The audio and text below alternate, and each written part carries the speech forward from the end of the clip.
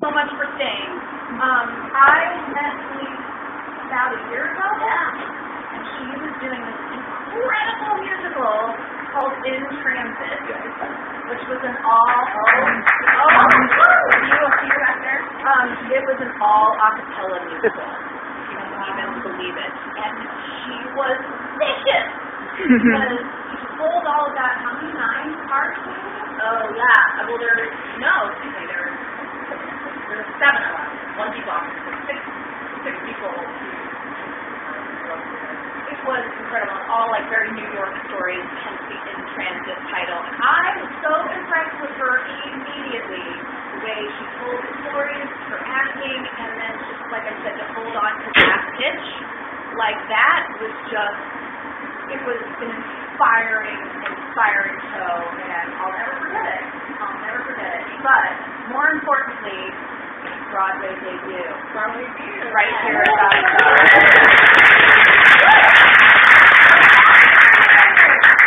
So tell me what that's like. Like, what do you remember most about your opening night on Broadway?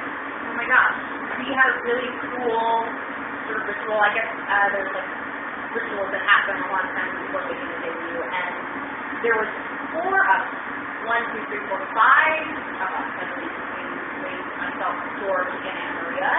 And closely before half hour, we all came down onto the stage, and a handful of people had gotten these spray bottles and put lavender and like different oils and stuff, and they Broadway baptized us. And each person picked somebody, and I was Broadway baptized in the name of Ronald McDonald. Eric was Broadway baptized in the name of the Hall of High Singing Boys everywhere. You know what I mean? It was a really cool special experience. It's also really nice because it was my first opening on Broadway. I didn't realize how sort of big it is. Yeah. Because you spend all these weeks doing performances, you're doing previews, so opening night is weird because it's not like it's the first time you're doing it. But you show up to dressing rooms and there are flowers and there are gifts and people. But it's just really special. It's a really special night. And my whole family I'm from California originally, from Northern California, and my whole family has never been in the same place at the same time to see me do a show. It was the first time they've done that together, and that was like so awesome. That is great. So speaking of your family, give us an idea about your background, like how, what were you doing while you were growing up? Were you always a theater fan? I come from a super musical family. That doesn't show. Well, then my parents, they're major. My whole family is just major. My dad had a double bachelor's in piano and vocal performance and master's in choral conducting. My mother, double bachelor's in violin and vocal performance, master's in choral conducting. So crazy. And an older sister who triple majored in college in vocal performance, violin performance, and biochemistry. So I'm like the underachiever. But my parents, as vocalists and instrumentalists, they felt like the discipline was in instruments. So I didn't grow up singing. I mean, I say in choir and stuff, but like I grew up in a discipline as a piano player and taking other instruments on. And it wasn't. My mother was my high school choir teacher in my freshman year. Wow. I went to her and I said, I want to be in the audition because the show choir was the other group. And she's like, you're not good enough to be in the show choir. You should be confident. So she said, and I was like, no. And that never really hurt me too, but it just assumed. She's like, no, you play the piano, you play the drums, whatever. So I didn't sing that year. I was being confident. And then my sophomore year, I said, I want to be in an audition choir. She's like, no, I think you should be confident. I said, well, can I audition for the talent show? Because, for the talent show, it's the choir teacher, the dance teacher, and the band teacher, so there's everybody. And she's like, yeah, you want to go? Like, I can't vote you in. Like, my mother has no faith. And I told the story, and she acts like it didn't happen. My God was saying all along. But my sophomore year, I auditioned for the talent show to a horrible charity shack if I would survive. It was like the hit as my Nana of the year, and like ever since then my parents were like, we always knew she would be out. It was like, okay, yeah, it's a super duper musical family, and a lot of instruments always sort of at my fingertips. So People ask me how many instruments I play, and it's a tricky question for me to answer because I feel like I play a lot, but I sing a lot, and anybody who plays instruments gets that. I mean, there's a scale of like things I'm incredible, I wouldn't even say incredible, things I'm like good at, things I'm okay at, things I'm fine at, things if you held a gun to my head. Sure. But it's not. Well, one of the things that has been coming out during these Talkback Tuesdays is the incredible journey that this show had to the Broadway stage, which was long and took a lot longer than a lot of people had anticipated. But also it's unique in its audition process.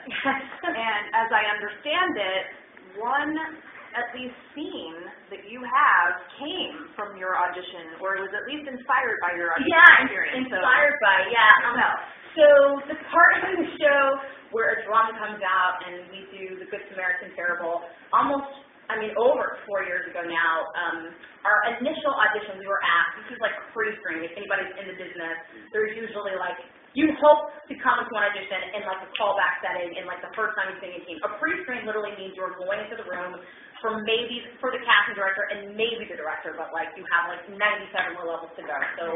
So it's usually just something very simple, like they sing 16 bars or something.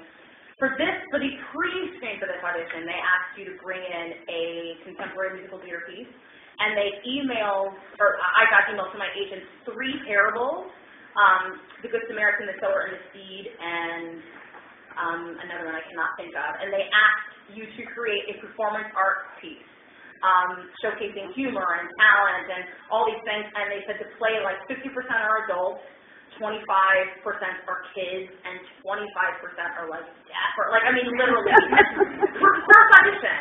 So I had a lot of ideas that were horrible, and when I was on tour at the time doing Wicked, and really last minute, I decided, what if I like sort of rewrote The Good Samaritan as like a spoken word kind of thing, and a friend of mine, in the show I was in, we were in the middle of Detroit, actually, and the closest, I called my mom and said, will you express mail me my gym bag, which is, we're talking hundreds of dollars to do. And my mother was like, absolutely not. So Dave Paul on tour with me, I was the only guy with the car, and I said, if you drive me to Guitar Center, it was 2 hours away, he drove me to Guitar Center, and I booked this shop. This is a pre-screen. If I book this shop, which I will, into the playbook. He was like, whatever. He was really good guy, drove me there. Long story short, I got the drum, I did the gig, and 4 years later I'm here in the program Dave Cole is saying.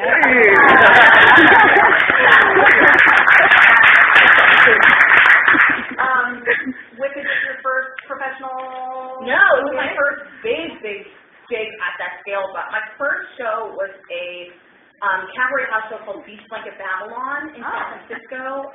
Anybody in the Bay Area, it's something that's been around, almost 40 years now. So kind of a big sort of thing in the Bay Area. And that was my first gig. I was 18 years old. Do you guys know who Lettucey is? Yeah. Lettucey? Lettucey and I were the 2 understudies, if you can believe that.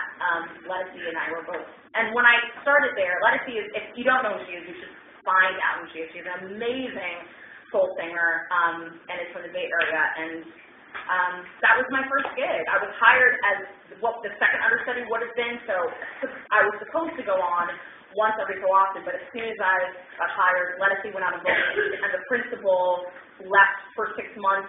She took a leave, so I did 8 shows a week for the first year I was there, which was cool and a great experience. And then when did you move to New York? What made you do that?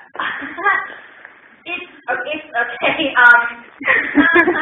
It's a big story, but it's a good one. I rarely tell it, actually. So I was in this show doing Beach Blanket, and one of my castmates, a guy named Kurt Branham, is married to, his partner is Jake Heggie, and Jake Heggie is an opera composer.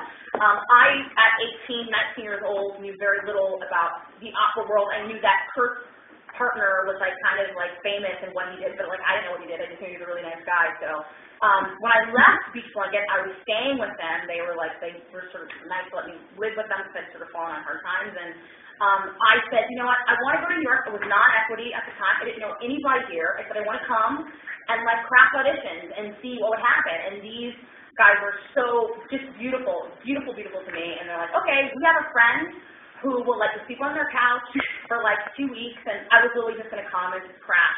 So the night before I was supposed to leave for New York, this is all true, just so we're clear, like the night before I was supposed to leave for New York, I went to my friend Jake and Kurt's place. I had keys there, and I was practicing on their piano. I wanted to go through my book one more time, like songs from auditions and stuff. And in the door walked Jake and Kurt and Steven Schwartz. Because Jake, you know, in his profession as a classical composer is like major, right? So they're like college, but I don't know. I just, like I said, I just know Jake as like a really, really nice guy who like does stuff out of town all the time, right? You know. So he comes in and I was like, what the heck? I'm so young and so silly. I'm like, oh, nice to meet you. Oh my God, that's so cool. And Jake says, oh, you should sing for him. And I'm like, no. And he's like, no, I think you should. And Steven was like, I'd love to hear you sing. Like, so nice. I was like, okay, 19, mind you. He's like, what do you know? Do you know anything of mine? And I had just learned chord creation. I was like, wow. So Steven sat down and played for me. Unbelievable. He kind of looked at me and he was like, sing something else. Okay. So I proceeded to sing like everything in my book. You know, and I will even be honest and say, at 19, I didn't even really get how like major he was. Like I sort of didn't. I like knew that something special was happening, but I was like, that's this guy who like wrote a song at some point. You know, so like I wrote all these songs for him, and he was like, what are you doing? What's your deal? I said, oh, I've been doing this show for like a year and a half, and I'm going to go to New York, but just sort of crash. I don't know anybody. And he was like, you have a talent and an ability like I have not seen in years, and I'm going to help you. And I was like, oh. And I didn't know what that meant to me. Sit down. So I flew to New York the next day, and when I got off the phone, I had a call from Bernard Selby and Sarah Rubin and Dave Clemens and every sort of major casting person in town that all sort of said, Steven called us and said that guys, that never happened. So sort of, and I always need to stress this because people hear the story and they assume like, oh man, he like put you in the show the other way. Steven, no, he's a beautifully generous person, but like he said to me at 19 years old, he was like, by the time that you're 25, everyone will want to work with you. And for me, or I was 20, I think. At the time, I was like, 25, what are you talking about? I'm ready now. He sort of said he's beautiful about, like, he opened the door in the sense that, like, I did not go to this conservatory. I didn't have this background like other people did. So he opened the door for me like I had done, and like I was doing in my you show people like that. He said, I think this girl is good, but at that point, he was like, and good luck to you. So, like, I started auditioning, and I was going back and forth, and after a few months of doing that, I had a handful of conversations with various casting directors and people who were all like, people are talking about you, but we can't work with you unless you're here. So I went home, and I packed one suitcase, and a guitar, and a Bible, and $174, and I came to New York knowing nobody. And I was here for 10 months, walking dogs and cleaning houses and all of that because I got here. I said, great, now I'm ready to be on Broadway. And there here I am. And all, you know, non-union. So I was crashing auditions and all of that stuff, and I had done, and you know, Steven, like in my mind, he could have called. I mean, Steven Schwartz, he could have called over at Wicked and said, great, I know this girl during the show. It never happened, you know, and after being in New York for a year and after doing a bunch of auditions and almost getting close and it never happening, I finally got to a place where I was like, I'm cool just being in New York and chilling and like waiting until something happens, and I got this audition for Wicked for the tour, and I went in and I was like, I want to do a good job, but I know they'll put me on file, and I went in, and then they called me back again that day, and they called me back again that day, and my mom called and was like, how'd it go? And I said, well, it's a little different than it's before because I keep going back or the same day, but I got, you know, maybe at some point in the future, and I had a 212 calling me on the other line. Reverend saying we want you in Philadelphia in a week, and I was like, for what? So that is my story in getting to New York, and, you know, the same way. What I mean? Yeah. So inspiring, and no two stories could ever be the same as that. So. You know what I love about that is that this is why Stephen Schwartz is brilliant for many reasons, but this is one. He had to let you do it. He did, and he had to let you do it. He opened those doors, but he knew how much it would mean for you to earn and show your own way. And even Danny, our director here, when I was first cast in it, because the show was going to happen back in 2008, when I was first cast in it at that time, I mean, I did 4 auditions, 5 auditions, and I mean, I went through a huge process. And I would walk in the room, and people would be warm, but it certainly wasn't like, hey girl, you know what I mean, like at all. You still got this. I mean, not at all. I was convinced there were like 37 other girls in front of line from me, and when I got the show, and I had lunch with Danny for the first time, our director, he was like, he's like, Stephen told us the story after your final audition, we all decided on you, and then Stephen was like, great, I want to tell you a story. Like, way after the fact, you know, I am so thankful, because I feel like if it hadn't happened, I myself, along with other people I work with, would question. Right, you know what I mean? You earned it, girl. I love it. I love it. I have one other thing that I have to ask you about because everyone is going to love it, but I really want to get some good questions going from the audience. So who has a question for Celisse? Yes, right in the front row. What was the hardest thing for you to like get in the show? The hardest thing to get. Oh, get like understand, or you mean like get like perform and understand? Oh, okay. Well, there's 2 separate times I'll say. The Last Supper, when we're sitting around this trough of water, that's hard. It's not necessarily hard to get or understand, but it is a difficult journey every day. You know, on whatever level. For me, I am a person of faith, so there's that level. There's also the experience of genuinely loving all 9 people around me and this guy that he has told us, like, I'm going to die. So, you know, that is tough. That is just a tough moment. In terms of something difficult to really understand in the show, honestly, I would say the first... Once we come back and we've done Save the People, that like the first 3 little mini parables, what we call them, you know, I think was the most difficult thing for all of us, because you sort of have to establish what the game is, how we're telling stories, but like the audience doesn't really get it, and we ourselves don't really get it either, and it was hard to try to figure out how to be in discovery in these moments, but then also not be so in discovery that we seemed like timid actors, if that sort of makes sense. So definitely the very first like 15-minute chunk after Save the People, I think was the hardest. Yeah. The most difficult. Live or live in this? Live in this is the round, I would say. Because in other shows, you have a proscenium where you can hide, essentially. I have to cough, I go, and then come back here. But here, as you can see, I'm sure where you're sitting, you can see every single face. You can feel every single person's energy. So that is a blessing and a curse. It's a blessing because we get to see all of you. It is a curse because we get to see all of you. When there are audiences, as there will be, who are maybe not as excited, not as jovial, that is a tough thing to push through in a show where we never leave the stage, where the whole sort of like device in the show is to sort of say, do you like this? You don't like that? Let me try this. You like that? You know what I mean? So it's hard when people are like, no. That's hard for me. Yes. So like in the show there's so many like current pop culture references and movies and stuff. How does that like how often do you spend all of that? Every day. Today, there was something put in the show that no one even told me.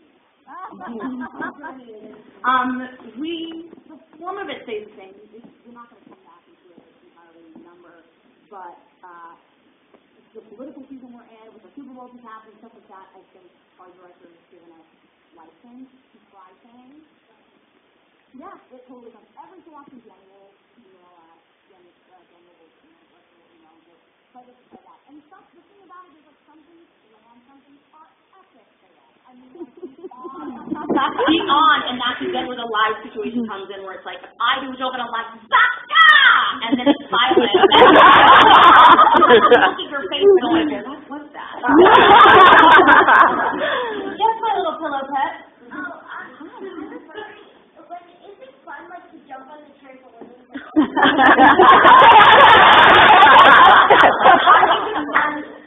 everyone's up. It is fun. It is fun. Like, the actual... No, I The reason why it's not fun to me is because it's scary. It is actually scary to me. We have very safe, everybody is very safe about it, other than Nick, the guy who actually sings the song on the guitar. I'm too high, but I'm a mother.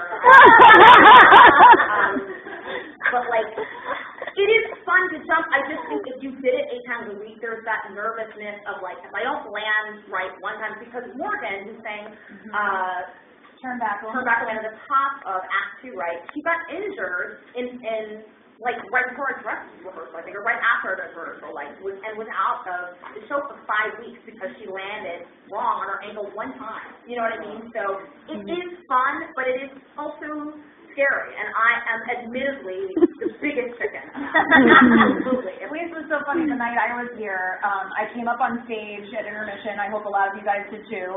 And so she was like, "Where are you sitting?"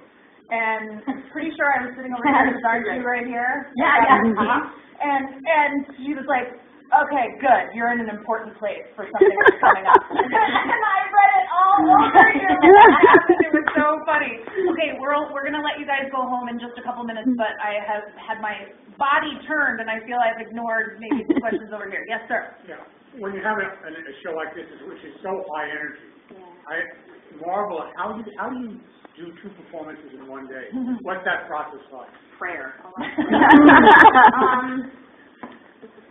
I would say there's 2 aspects. There's aspect 1 of the fact that I'm in an awesome cast of people that are usually, like, are so consistent, and we all sort of feel the same thing. It's rare that one person's going to be like, I feel amazing, and the other person's like, I feel horrible. So it's there's something about, like, the camaraderie, to be quite frank, of, like, we've just done 4 shows. We have 4 more shows in 2 days. Right now, off stage, our whole body hurts. But somehow, magically, when you come on stage, and the lights are up, and the mics are on, and people are here, all of a sudden the knees are fine, and your back is fine, you know. So I think there's that piece. For me, the other piece of it, too, is, like, anytime I have these moments, I try at least, anytime I have these moments where I'm like, I'm so tired, I remember that I'm not tired at my desk job, I'm not tired, you know, waiting tables, I'm tired doing what I dreamed I would do my whole life. So there is something about that, too, that just kind of lifts you again. Doesn't mean that it's not hard, but beautifully said. Okay, I'm going to time out for 1 second because first of all, these guys have gotten to do some amazing things, have some amazing experiences on top of their show, meet lots of amazing people, and a little birdie told me that you got to be on the Rosie show. Yes. And you also intrigued me when we started about you were baptized in the name of Audra McDonald. Yes. I heard that there was an Audra McDonald moment with Rosie, and I would like you to share it. Oh, Lord, please. You guys know who Audra McDonald is? Yes. Doesn't. If you said no, I was going to 4 times. There's somebody that doesn't, right? You're saying you don't know her. 4 Tonys. She is, yes. Like basically, well, that's only one behind the record holder, which is Angela Lansbury, who is also like 80 years old. She is also on Private Practice on ABC, and she's currently starring in Porgy and Bess, which I predict, yes, I'm saying it, it's going to be a 5th Tony. You should go. Okay, but anyway, so Audra McDonald. She's an amazing, amazing person and an amazing performer and an amazing soprano. She's amazing. I have been a huge fan of Audra McDonald for a very long time.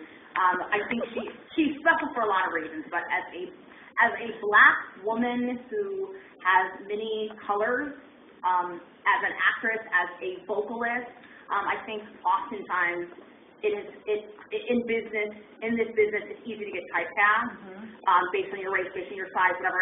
And Audra McDonald has been an inspiration to me because she has redefined what it is to be a Black woman in this business and is one of those sort of people that people will continuously put her in roles that technically shouldn't be a Black woman, technically shouldn't be this, but she's so excellent, you can't deny that. You cannot deny that, like, you were just the best person for the job. So I've just been a huge fan, and Rosie O'Donnell is a huge theater person, so we did Bless the Lord, and then Rosie came up on stage and did Also the Best with us, and then she started asking people like what their audition songs were, and like she asked Wallace, who plays Judas in the show, what his audition song was, and he said, Wheels of a Dream from Ragtime, and I am notorious for doing Audrey McDonald impressions all the time backstage, so my cast sort of egged me on to sing it with him, and we just had fun. And to be quite honest, I'm nervous because they're actually at Rosie, they were at Rosie Monday, and I'm nervous someone will say something about it because I don't ever want to be a backdoor like I'm certainly not making fun. It's actually, the impression is simply because I love her so much and not because of anything. I think it's funny. Are you going to give us a little taste? Come on, Miss Acapella. Come on. Sure. I like her to sing songs that she would normally never sing. Like poker sing. Or like, for instance, she would not really ever play Alphabet. Like we wouldn't see her sing Defying Gravity. Right. So she was like, and just stand there with the wind eyes, sing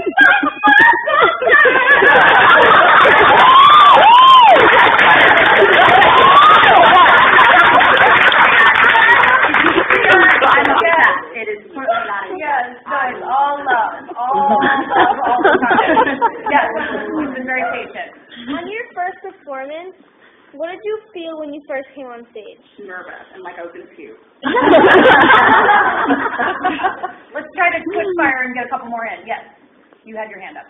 I just wanted to share a Stephen Schwartz story quickly. I was in high school with him, and wow. I came from a tight Catholic school, and I'd come into the 8th grade in this new school, and I'm frightened, and I hear this music coming out of the auditorium, and I look in, and here is a boy. Now he was skipped 2 grades, so he was a 6th grader, alone with no teacher in the room.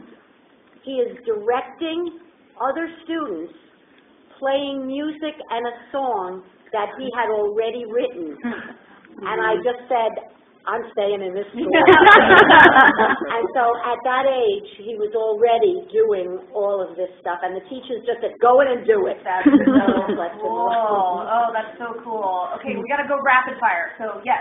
Why aren't there 12? Why are there 9? I'm sorry. Disciples. Oh, you're talking about disciples. I don't know. I did not write the show. I mean, I think. Well, Stephen didn't write the show either. I mean, he wrote the music, but John Michael Pavlek is actually the book writer who is no longer with us.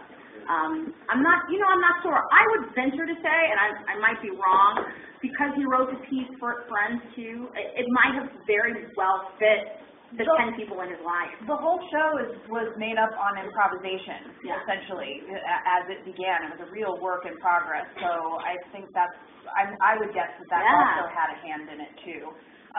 Okay, you. There are 8 of us here that were in a performance of Godspell a few years ago. Yay! Young people. And do we have other people who have also been in Godspell before? Excellent. I love it. And several of them are aspiring actors and actresses, and I'm just wondering how you handle going to so many auditions and being rejected and getting that tough skin, because it's such a hard profession to go into. I'm nervous my son wants to do this. Well, I ordered some tough skin online early on.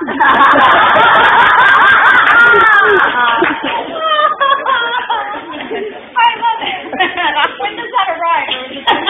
I'm learning my ground delivery. Can I get it on eBay? I'm not going to talk honestly, I can just tell you my own experience, like really truthfully, and like every element, I knew that I not only knew that I was going to be a performer from as far back as I can remember. I knew that I'd be good at it, and I don't even say that in a conceited way. I mean, like, literally, I am so bad at everything else.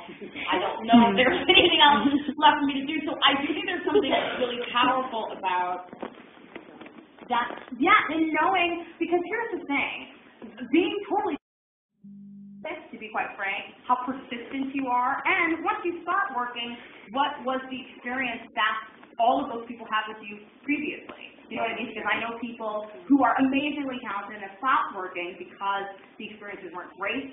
You know what I mean? And vice versa, someone who might have been second or third in line for that choice, but behind the table, the director and the music director and the producer is like, oh, like he or she is like such a dream. You know what I mean? So I think if there is a desire there and the work ethic is there and the humility is there, I think it's a huge aspect in staying in a space to be teachable. Because I feel like because I didn't go, I trained my whole life really and took classes at ACT and stuff like that, but like because I didn't go to an official university to do these things, I trained in my work, which I've been so thankful for, and I'm thankful because of that, because my mind is to be in situations and to want to take in information. And I think if you continue to do that, you can't go wrong. Well, you're very inspiring. So well said. So well said. I really wish we could take all the questions in the world, but this young lady has been patient and had her hand up many times. So you are our last question tonight. Go. When improvisation was spoken about before, but during any given performance, how much of the show is improvised? Well, the show itself is not necessarily improvised. There was actually an improvised moment today that I spoke about when I was on the drum. Kelly sort of threw in a line that I wasn't aware of. But for the most part, when we say sort of improvised, it's been worked out in some sense. It's rare that you're going to be on stage and a new line is going to be thrown. I mean, every so often. But it's not that kind of improvisation. It's sort of like if things happen, you know, in the media or whatever, there will be a conversation at half hour. A place will be something about putting something in, if that makes sense. And maybe I should clarify too, because when I was talking about improvisation a few minutes ago, it was the original production was very much built in its inception. Right. Was built on a lot of improvising among the performers that were doing it back then. And the way that we built the show, the way our rehearsal process was all improvised, figuring these things out. But once you get on stage, things are... Even their auditions were a lot of improvisation, a lot of creativity. You guys, thank you so much for staying. I want to give you a couple things to leave on. If you loved this show, the very, very, very best, most important thing you could do is tell everybody. Get online, get on Facebook, get on Twitter, tell your friends, pick up the phone, send some texts, because the best thing that will ensure that this show gets to stay around and that a lot more people get to see it is your word of mouth. It's more powerful than any marketing or advertising dollar that anyone could spend. So please, let's do this grassroots style and keep Godspell alive on Broadway. And I want to tell you that it's godspell.com online. It's a really cool interactive website. It's also at @BWayGodspell on Twitter. How many tweeters do we have? Okay, a good amount. So get on there and talk about it and tweet at everyone. They're on Facebook, so look them up there. And Celisse is on Twitter at Celisse Music, CELISSE Music. I'm there too, Julie_James. It would be a pleasure to interact with any or all of you. And I'm sure you're on Facebook. Do you do like fan things? Yeah. Okay. I'm a singer-songwriter aside from this stuff. So check Celisse out and see what else she's up to.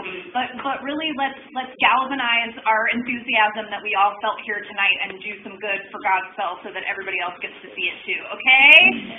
See you guys.